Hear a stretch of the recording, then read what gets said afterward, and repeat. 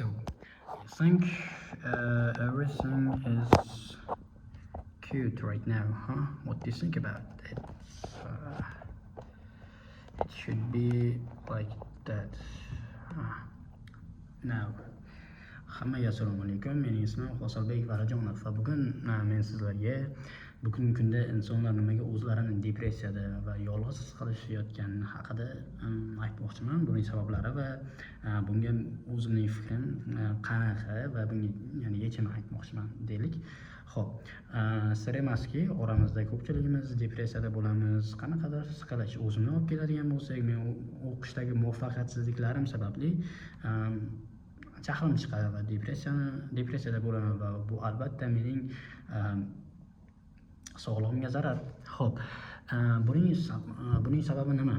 Birinchi navbatda ijtimoiy tarmoqlar.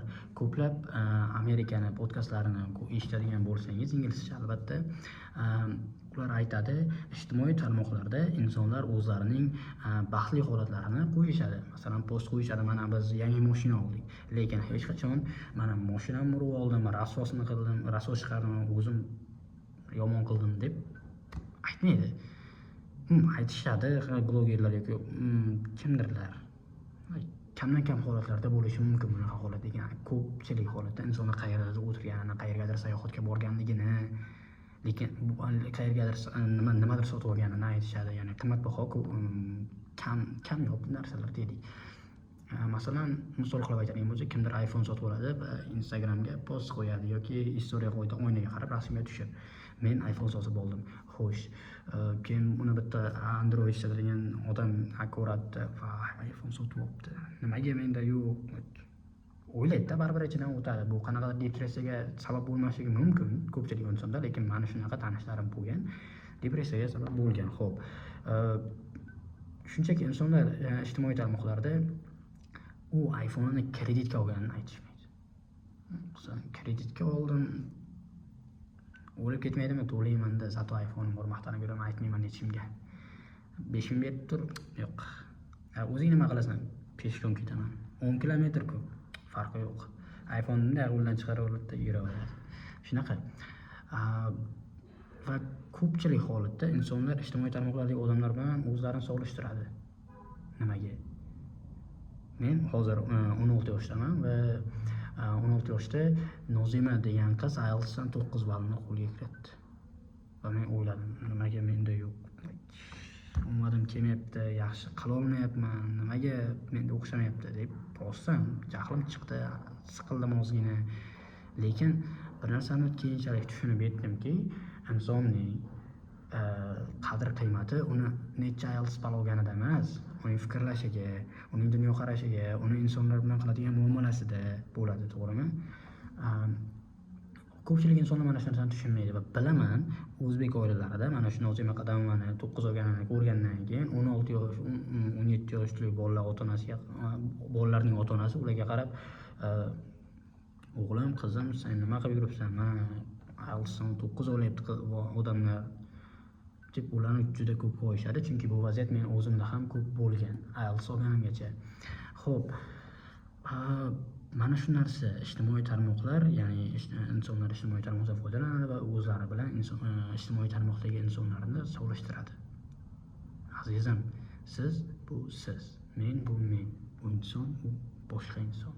Sizning o'zingizga yarasha yaxshi taraflaringiz bor. Insonlar sizni hurmat qiladi, chunki yaxshi muomalangiz bor.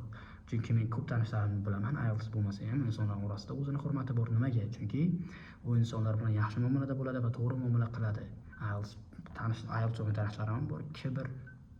Insonlar mensimaydi, endi ingliz o'rganayotganlarga 7 yoki 7,5 yarim ball yoki 1 ball yetmay qolganlarni ustidan kuladi.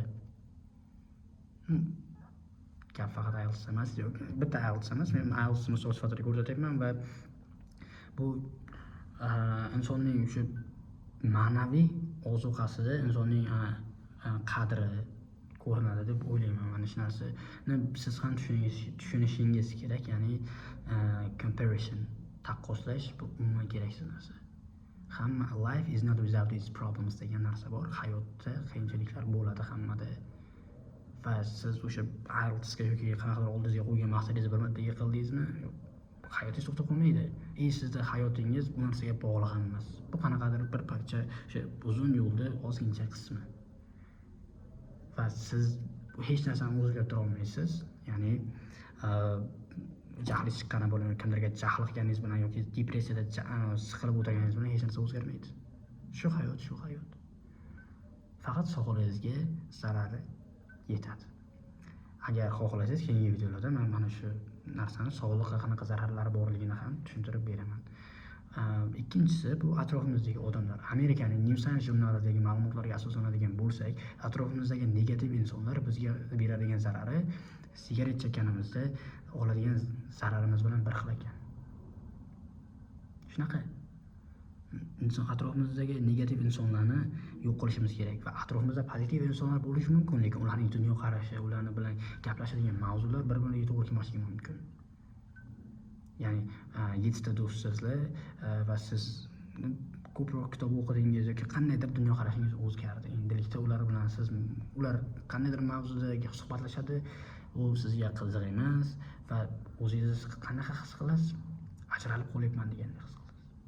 Bu albatta zarar psixologический. Doktor Daniel Emen aytgan. Mana shu o'zini ajralib qolishda his qilish, mana bu hamma narsasi miyamizga zarari bor. Buni ko'rsatib bergan bitta podkastida.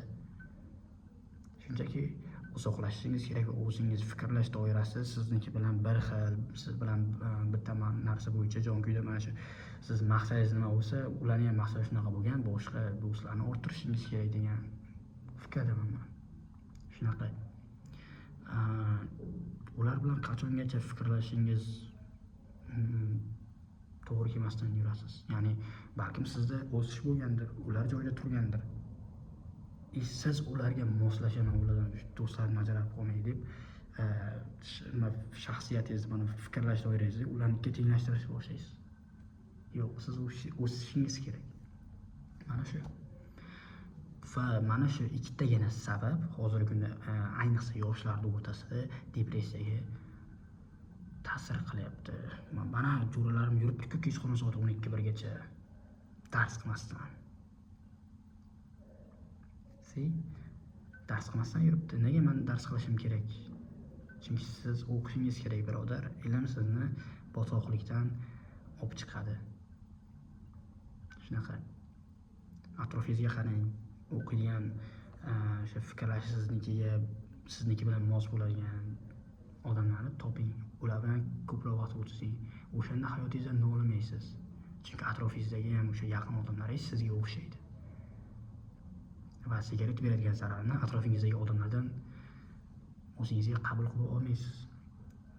Boya aytib o'tganimdek, comparison hech kim bilan o'zingizni solishtirmang. Siz bittasiz. Siz bo'lsangiz, boya aytganimdek men bo'lmayman. Hammaning o'zining dunyoqarashi bor. Siz faqat kechagi o'zingizdan yaxshiroq bo'lishga harakat qiling, xolos. Bo'ldi.